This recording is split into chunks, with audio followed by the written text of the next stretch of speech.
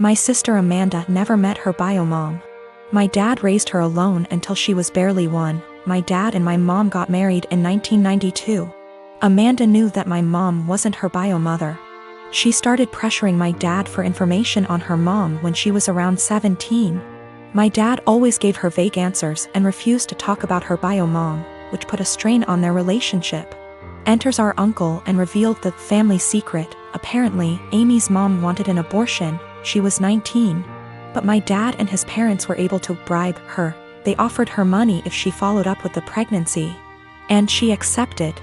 My grandparents sold one of their houses and gave her half of that money to Amy's mom when the pregnancy was viable.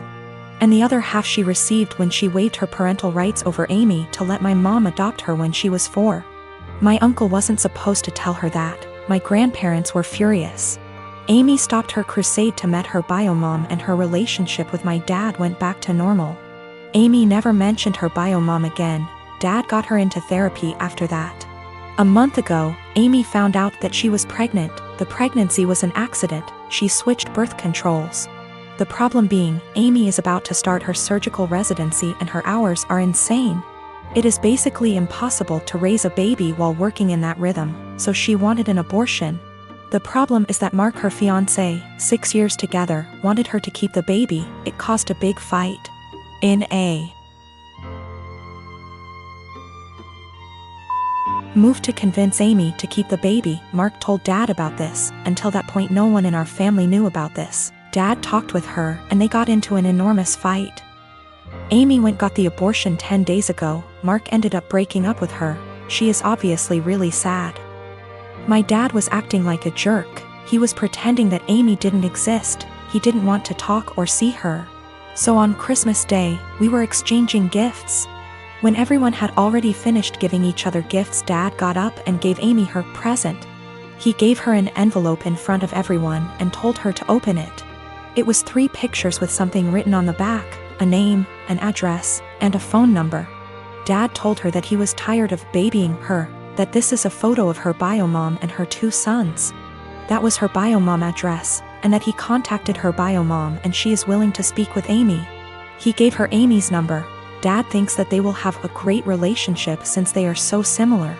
Amy broke down crying. I ended up in a fight with Dad, called him a monster for doing that to her. He just said he was just tired and left. We ended up leaving and she spent the rest of Christmas crying on my shoulder. She is a mess since that. My younger brothers called me a Grinch for making a scene and ruining Christmas. My mom was silent during the whole thing. My parents have been giving me the cold shoulder since Christmas. My girlfriend and I have been together for about a year. Most everything is great except one thing. If I tell her I'm sick / not feeling well / hurt, she refuses to believe me. If I have a cold, she tells me I'm faking it until it goes away and then says, "See, you are fine." I'm rarely sick, so it's never been a major issue. But she has 0 sympathy when I'm sick. She grew up with hypochondriac parents who were always sick with something, often self-diagnosing themselves with fatal maladies. She has limited contact with them, and the time I met them, I was told by them that they didn't have long left to live. I get it, growing up in that household must have been awful. But what happened on Sunday just sent me over the edge. Girlfriend and my sister wanted to check out this event and we were all supposed to go. I woke up with excruciating back pain and could barely breathe. Girlfriend got so mad at me for ruining this that she wouldn't speak to me. As she was about to leave, I asked her not to leave because I thought something was wrong. She said no and left. I threw up in my bed and eventually called my parents. I was too embarrassed to call 911. And my mother and brother hauled me to the hospital. I was whisked back and after 20 minutes I was diagnosed with kidney stones. Fentanyl and gravel, and I had a CT scan and then went for a procedure to bust the kidney stones. 5 hours later and I was laying on my parents' sofa in a haze. I have never, and hope to never, feel pain like that again in my life. I was sure I was going to die. The attending in the told me it's worse than childbirth and that they've had it before, too. I didn't text my girlfriend throughout because I really didn't have the strength or foresight. I was drugged up and uncomfortable. My sister found out that I had been in the emergency room and soon after my girlfriend called me. She was pissed off I didn't call her. Then I reminded her that I begged her not to leave as I thought something was wrong. She got quiet and eked out an apology. I got furious and said something rather nasty things, unsavory things. In fairness, I was on dope, still sore, peeing blood and felt like someone had punched me in the gut. Standing was incredibly painful. I needed to take 2 days off of work and school. I rested in bed and the only thing you can think is the person who should have been there didn't even believe me. She's texted me this week a formal apology and wants one in return for saying nasty things to her. I've been avoiding her texts / calls. I felt like shit this week and picked something up in the So I laid low, took a few days off work and relaxed. She wants to meet tonight and talk about everything, but I'm still so mad I don't know if I should hold off seeing her. Is this as big a transgression as I feel like it is? Am I blowing this out of proportion because I felt so shitty? I just am so annoyed and angry.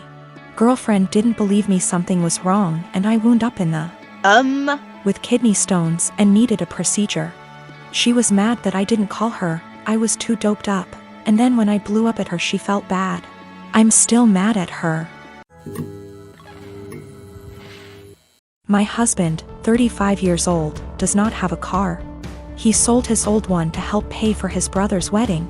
I did not agree on this, but he had this car before we got together, so it's a shared property. Besides that, I have my own car, so that did not affect me till my husband started complaining about having to commute to work and hangout places. He tried to get me to let him drive my car several times, but I stood firm and put a boundary, making him understand that my car will never be driven by him. One of the reasons why is because of how bad his driving is. His brother lives out of town. My husband asked if he could drive my car to the wedding, but I refused, but not because I'm not invited. Another story for another day, because like I said, my car is off limits. He threw a fit calling me unreasonable to let him take public transportation because he can barely stand it for 10 minutes, let alone hours.